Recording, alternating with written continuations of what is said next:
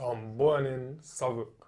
So I'm from South London, South East London, yeah. So I'm born in Southwark. I'm from like, I was raised in like around there, around like New Cross, Peckham, Yeah. Oaken Road, Yeah. all around there, yeah. That's where I'm from. And what was it like growing up there? Um, it was good. Like I enjoyed it. I enjoyed my childhood. Like it was fun. There's always things going on. Yeah. So yeah, like as soon as you go outside your house, you know, there's like a million things to do. Yeah, yeah. You know, the area, like there's a lot of good people. You know, a lot of blessed people from around there. Yeah. And what was you like as a kid? Was you very like athletic early, or was you? Because I always hear from some fighters, it surprises you. They've always got. Some of them are like, no, I didn't even watch boxing or MMA back then. Like I was just like I was into football or something. Yeah. So I was into football as well, and so I was into football. I wasn't really into boxing. I was into fighting. I used to fight a lot. Yeah. I used to love fighting. I used to fight with my brother a lot. I've always been like, people used to always tell me that I'm aggressive. Like I'd be the kid that I'd get into fights and I'd take it too far by accident. You know, I didn't know when to stop. Yeah. So I love fighting, but my sport at the time was football. Yeah. Did you like play for a team? Yeah. I played for Lambeth Tigers. I played for Lambeth Tigers. I played for, what was the other team I played for? I forgot even their name. I forgot their name, you know. Yeah. So when do you first get involved in combat sports? So when I was 15, when I was 15, that's when I first started. 15, 16. And was that local to you in your side or? Nah, so what happened was I went to school in Woolwich and my social worker at the time, he told me about the gym in North Woolwich, which is in East London, just across the water. So so I was, getting into a little bit, whatever. And I told him that I wanted to get into, MMA at the time. Okay. Yeah. So I wanted to get into MMA. Then I think he used to go to Fight for Peace, my social worker. So he recommended I go down there. Yeah. So yeah. So what was like your first impressions of like when you come to Fight for Peace, like walking through the doors and seeing all the programs? You know what? Yeah, I remember this when I first went to Fight for Peace. I was quite shocked because everywhere. So I was 16. I believe I was 16 at the time. Everywhere I'd been prior, when I go into a new environment, there's a lot of animosity in the air. Like, who's this new guy? Yeah. You know what I'm saying? Like when I've gone to new schools, when I've gone to different areas, different youth clubs, wherever it was, when I've joined new football clubs, it's always like, right, who's this new guy? And it's just like, people are a bit standoffish. Yeah. And I'm kind of used to that. So when I went to Fight for Peace, I remember just looking at everyone thinking, who's going to be the one who's going to try something here? You know what I'm saying? I remember I came in with that attitude, just like who's going to try something here? Like, I know someone's going to try something. And then I just remember everyone being nice and friendly. And I was just like, I was taken back. And then I realized I was the one who was like, who had the back, do you know what I mean? I realized I'm the one who, I was just waiting for someone else to come with bad energy. I realized, wait, I'm the one coming with bad energy. Do you know what I mean? So I remember that really, that's why I remember that moment a lot. Because I was quite taken back when I went to Fight for Peace. You know, the environment there, everyone was nice. And it just wasn't nothing I was used to at the time. That is like a really, not a weird thing, that is a good thing about like gyms and especially like martial arts academies and stuff that I've noticed.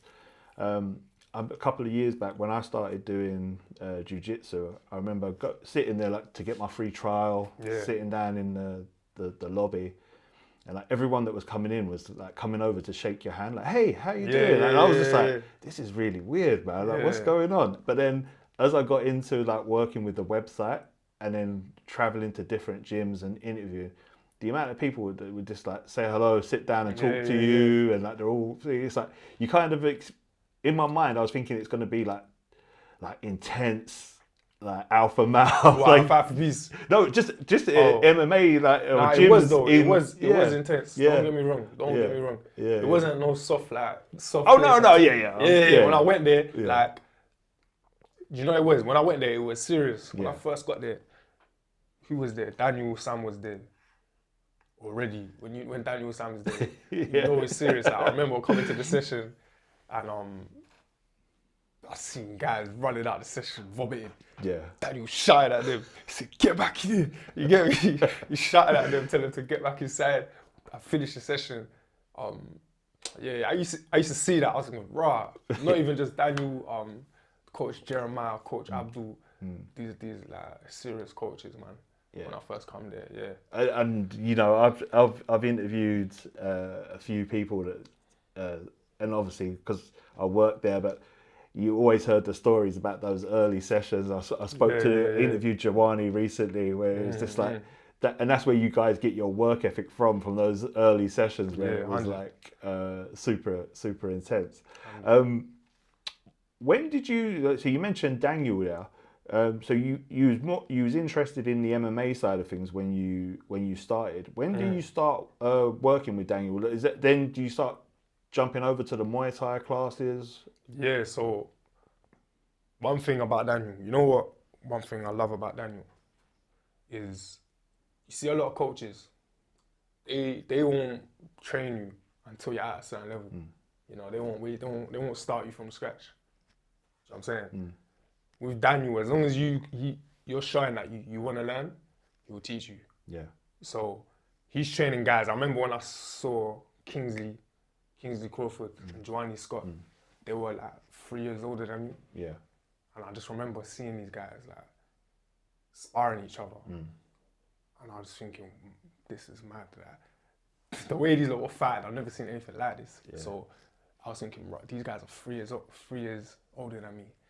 If I train hard in 3 years, I can be like this. So that really motivated me. So I wanted to be like them. And I just started training hard. And I remember I was going to every session and I asked Daniel, like, I want to train more. He said, yeah, come tomorrow morning, 6 a.m. And he looked at me like, you ain't gonna come. You get me? I remember him looking at me like, you ain't gonna come. But yeah, I came. Yeah. And then, so he trained me from scratch. And yeah, we used to train every morning and every evening. We used to train 6 a.m. every morning, 6 p.m. every evening. It was crazy sessions. I was training with me as a beginner. I was training with guys that had how many fights, professional fighters. But that's the thing with Daniel. He'll train you. If you want to train and you're serious about training, he'll train you. Yeah. So yeah, you need coaches like that for sure. And what was that like? You mentioned Kingsley and Jawany there. That was like that batch. These guys that. Anyone that's like familiar with like the UK MMA scene, especially at that time, you would have seen these guys on like Fight Star, UCMMA, places like that.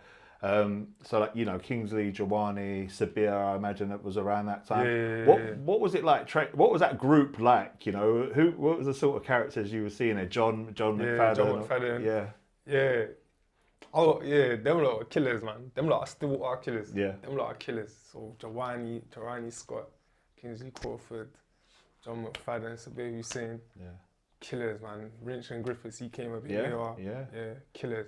I was the young boy. I was the young G of the group, and I was the baby. So they were all like my big bros. Yeah. So coming into it, they would all help me. Yeah. And it was good. You know, iron sharpens iron. So I'm around people that are better than me. They've fought. They've got more experience than me. So you know, I'm just only getting better. I'm just learning from them every day. And the most important thing I got from everyone was the mindset. You know, just the mindset I got from people like Jawany Scott, Daniel Sam, obviously, and it's just like that I've taken. I've had that mindset as well, but you know, just seeing people apply it and it working for them, you know, showing me when you believe in yourself. Like, they gave me belief. I'm seeing them, you know, I'm seeing them do it. Yeah. So, yeah, man.